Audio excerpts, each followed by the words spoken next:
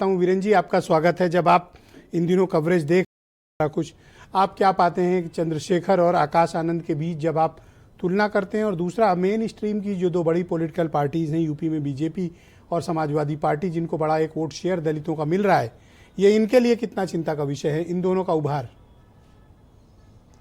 देखिए, एक सियासत में अपनी पार्टी बनाकर संघर्ष कर रहा है और एक विरासत में एक पार्टी से नेता बनकर आया है और वो अब आगे पार्टी को कंधों पर उसको आगे ले जाने की जिम्मेदारी है। ब्रजेश जी, 2014 में मोदी के उभार के बाद से देश में और उत्तर प्रदेश में मायावती की दलित वोटों पर लगातार पकड़ कमजोर हुई।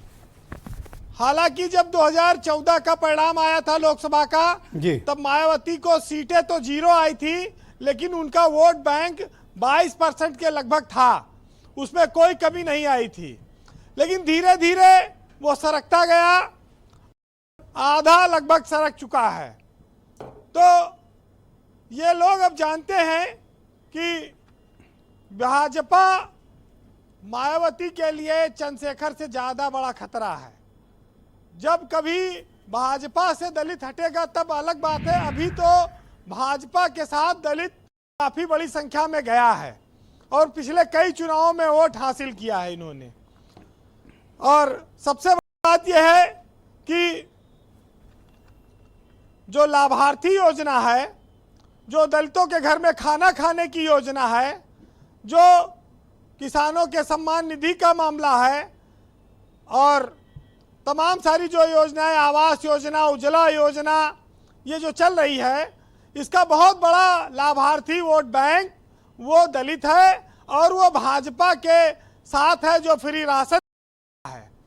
तो वो इतना आसानी से अब कहीं जाएगा, ये थोड़ा कठिन है। पिछले विधानसभा चुनाव में चंद्रशेखर आजाद के लिए एक अवसर था कि वो चुनाव लड़कर विधानसभा चुनाव जीतकर आ जाते, लेकिन अखिलेश यादव के साथ उनकी बातचीत फाइनल नहीं हो पाई और वो विधानसभा चुनाव नहीं लड़ पाए थे। इस बार लगभग इनका सब मामला ठीक था। वो तो बीच में जयंत चौधरी भाजपा के साथ चले गए, चंद्रशेखर ना इधर के रहे ना उधर के रहे।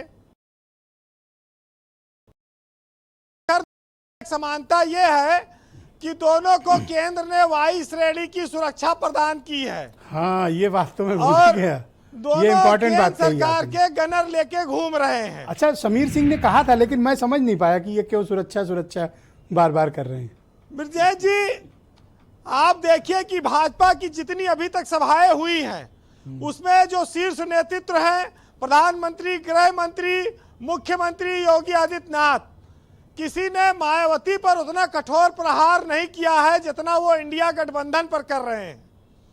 तो इससे ये एक साफ है कि हो सकता है कि लोकसभा चुनाव के बाद मायावती का कुछ जरूरत पड़े, इसलिए थोड़ा सा। लेकिन आप आकाश आनंद की स्पीच सुनिए, वो मोदी सरकार पर भी हमलावर हैं और योगी सरकार पर वो कमी नहीं कर रहे हैं। देखिए, मायावती लड़ने का फैसला किया था तो इसी आधार पे किया था कि वो किसी गठबंधन में नहीं जाएंगी, वो सबको देख चुकी हैं।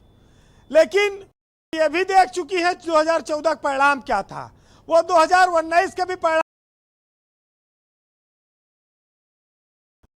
राजनीति हो सकती है और मनोज काका की पार्टी के लिए कहने का अवसर भी कि वो सीबीआई और ईडी से डरते, लेकिन मायावती ने प्रत्याशी दिए हैं कि कई जगह बीजेपी के लिए ही वो सिरदर्द हो गए हैं।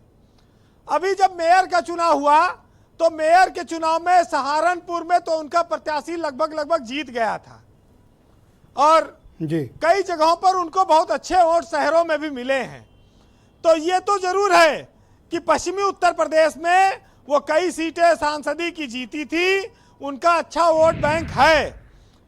अभी चंद्रशेखर आजाद पूरे उत्तर प्रदेश में वो फैलाव नहीं कर पाए जो मायावती ने किया।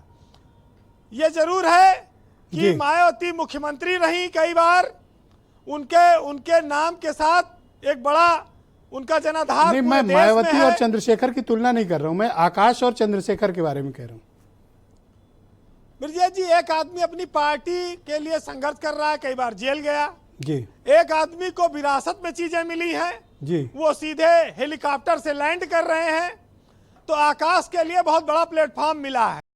तो विरासत उनको मायावती की ही तो आगे बढ़ानी है और उन्हीं के नाम पर वोट मिलना है। जी कंक्लूड करें, थोड़ा वक्त का अभाव है। दलितों की पूरे देश में एक जमाने में नेता रही। जी। मध्य प्रदेश, राजस्थान, छत्तीसगढ़, हर जगह उनके विधायक जीतते रहे, उत्तर प्रदेश, दिल्ली, जी, पंजाब। तो आज भी वो दलित आइकान हैं, तो उन्हीं का चेहरा आगे लेकर आकाश आनंद सियासत में उतरे हैं। और अभी उनका सियासी इम्तिहान बाकी है, अभी उनको और तजुर्बा करना है, अभी वो किसी सदन के सदस्य नहीं बने हैं, तमाम सारी चीज़ें हैं जो आगे जाएंगी। लेकिन एक भ्रम पैदा जरूर हुआ कि ये दोनों को भाजपा ने वाई कैटेगरी सुरक्षा काहे दे दी। आखिर विपक्ष के किसी और नेता को नहीं मिली, दोनों को पुचकार रही है। क्या जयंत चौधरी ने चंद्रशेखर आजाद की इसमें मदद की, या आप आकाश आनंद को जो मिली वो क्यों मिली? तो बहुत सारी चीजें हैं जी, लेकिन कहा जाता है कि भीड़ हमेशा उसी रास्ते पर चलती है जो रास्ता आसान दिखाई पड़ता है। लेकिन इसका मतलब ये नहीं है कि हमारे लिए भी वही रास्ता सही है। हर व्यक्ति को अपना रास्ता अपनी योग्यता और क्षमता से चयन करना चाहिए, और जी। आकाश आनंद के लिए भी और चंद्रशेखर आजाद को भी यही काम करना पड़ेगा। बहरहाल सुनिएगा कि दोनों के पास ज्यादा कुछ नहीं है, और अनवर जलालपुरी का एक शेर है कि मैं एक चिराग हूं, दीवार है न छत मेरी, हवाएं करती हैं फिर भी मुखालफत मेरी, और मैं बादशाह हूं गुजरे हुए जमाने का, और सिमट के रह गई है एक घर में सल्तनत मेरी। बहुत शुक्रिया वीरेंद्र जी, आपका बहुत बहुत धन्यवाद हमारे साथ जुड़ने के लिए और ग्राउंड जीरो से अपने इनपुट हम लोगों को उपलब्ध कराने के लिए।